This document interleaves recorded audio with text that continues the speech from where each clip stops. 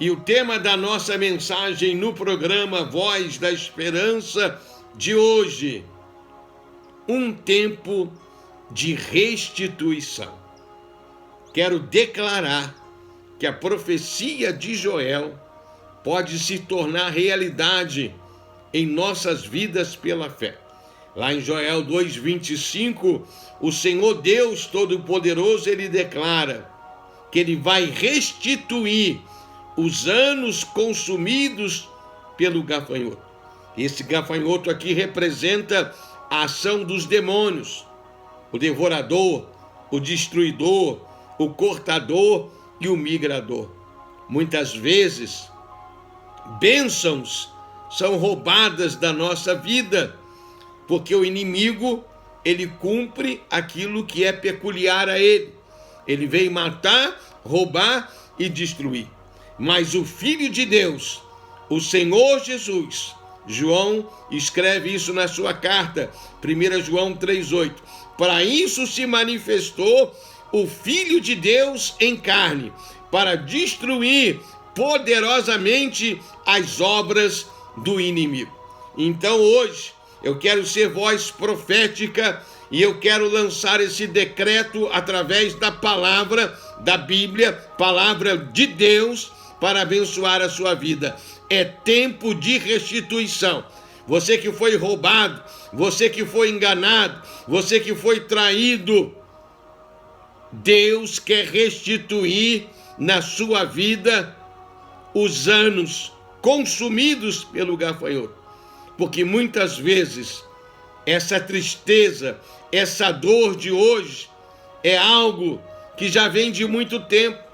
Foi um emprego que foi perdido, foi um negócio que foi roubado, foi um relacionamento que acabou, foram coisas que aconteceram que talvez até hoje você não entenda. Por quê?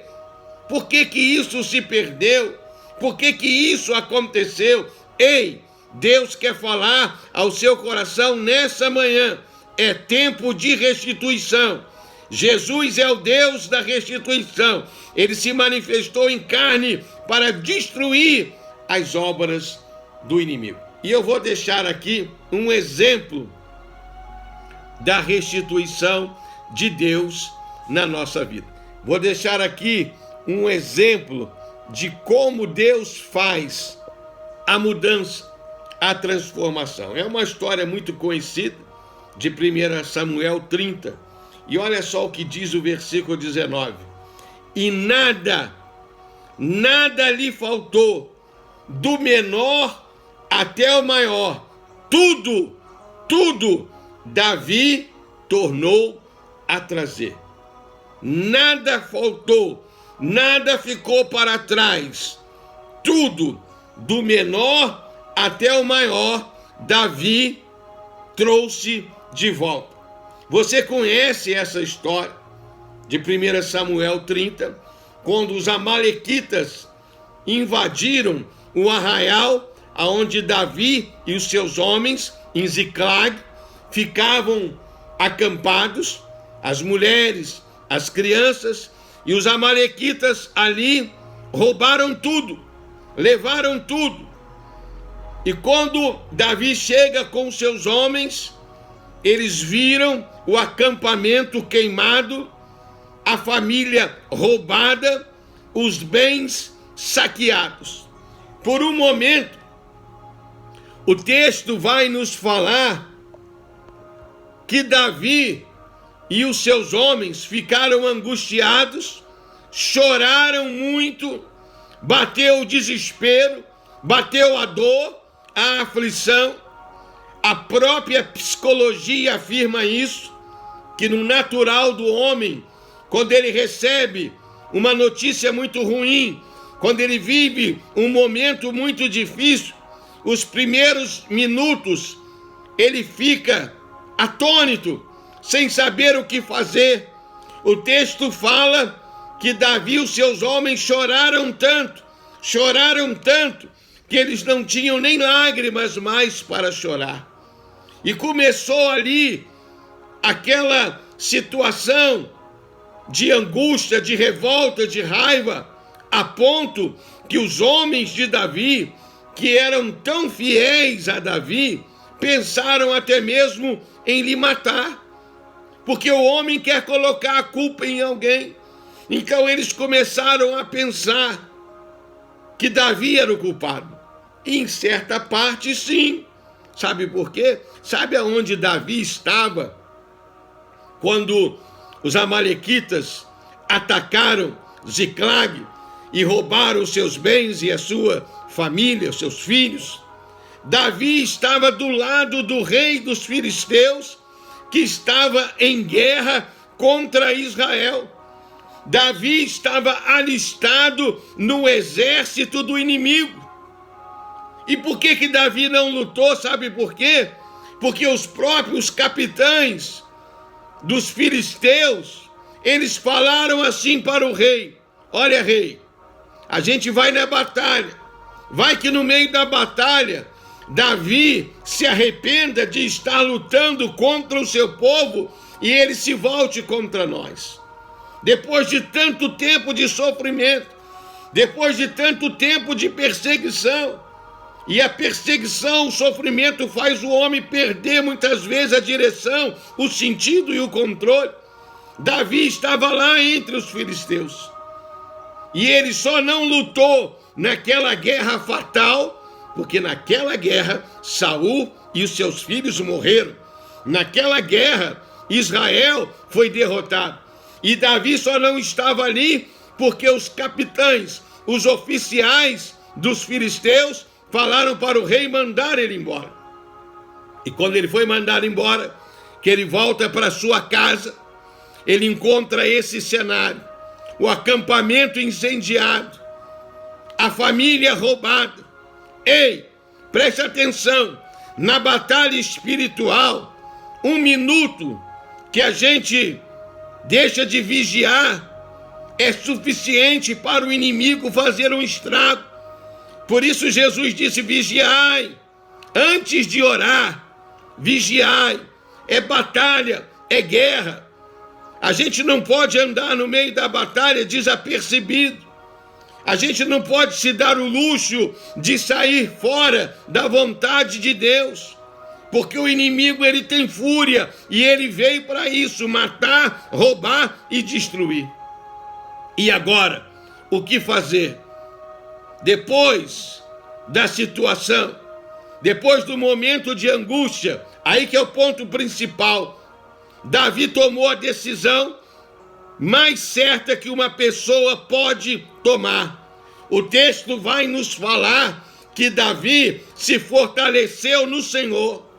Quando ele viu a situação, quando ele entendeu que como guerreiro, como homem, ele já não podia fazer mais nada, ele foi se fortalecer no Senhor.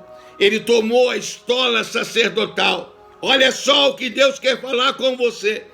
Há momentos na vida que a sua inteligência, o seu conhecimento, a sua experiência de vida, o seu recurso financeiro, as suas habilidades não vão resolver.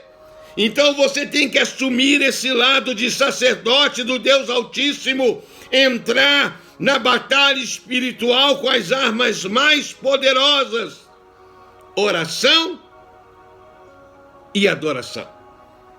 Oração e adoração. Então Davi orou, Davi adorou e Deus se manifestou. E quando Deus se manifesta, aí o inimigo está perdido.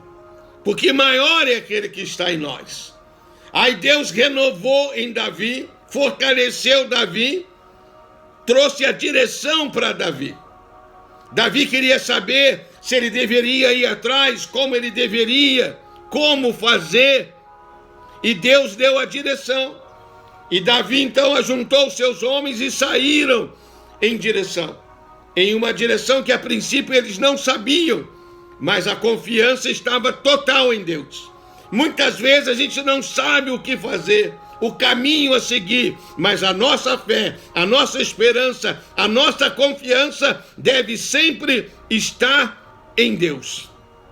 E olha só como Deus surpreende, como Deus usa aquilo que é inexplicável. Deus usa o que não é para confundir o que é. No meio do caminho, eles encontraram um homem moribundo, um homem jogado, um egípcio, doente, machucado, ferido, faminto, desesperado. O normal era Davi nem olhar para aquele homem, era seguir adiante. Mas Deus fez Davi parar. Davi parou, tomou aquele homem, ajudou aquele homem, alimentou aquele homem. E olha só, aquele homem era servo dos amalequitas. Aquele homem sabia aonde os amalequitas estavam. Ei, a informação que você precisa não é um sábio desse mundo que vai dar para você. Às vezes a gente quer consultar os analistas da economia, analistas da administração, analistas do marketing financeiro, da computação, essas coisas que estão dominando o mundo, coisas poderosas, sabedoria, ciência, tecnologia. Mas muitas vezes Deus vai usar algo desprezível, algo sem nenhum valor. Deus surpreende, Deus usa aquilo que não é para confundir o que é. Aquele homem doente, aquele homem machucado, aquele homem moribundo, deu todas as coordenadas para Davi.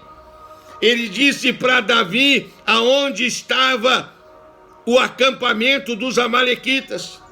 Aí entra agora a parte da determinação da guerra. Na batalha espiritual, você tem que ser determinado. Você não pode esmorecer, você não pode desanimar. Aí o texto vai falar para nós que Davi foi em direção ao acampamento dos amalequitas e lutou da tarde de um dia até o final do outro dia. Foram quase 24 horas de batalha. E Davi destruiu todo o acampamento dos amalequitas. Aí a gente chega nesse texto, que é o principal dessa mensagem, 1 Samuel 30, 19. E nada lhe faltou, do menor até o maior, tudo ele trouxe de volta. Ei, é isso que Deus quer falar com você. Se o diabo lhe roubou, se muitas situações foram perdidas na vida familiar, na vida ministerial, na vida profissional, econômica, Deus é o Deus da restituição. Ele vai restituir os anos consumidos pelo gafanhoto. Receba essa palavra como palavra profética para você. Nada lhe faltará, desde o menor até o maior. Ei, tudo que o diabo te roubou, desde as coisas pequenas, insignificantes, até as coisas maiores, na direção de Deus, debaixo da revelação de Deus, no poder de Deus, você vai trazer tudo de volta. E é tanta bênção, é tanta vitória, que se você continuar lendo o texto, a Bíblia vai nos falar que Davi trouxe tanto despojo,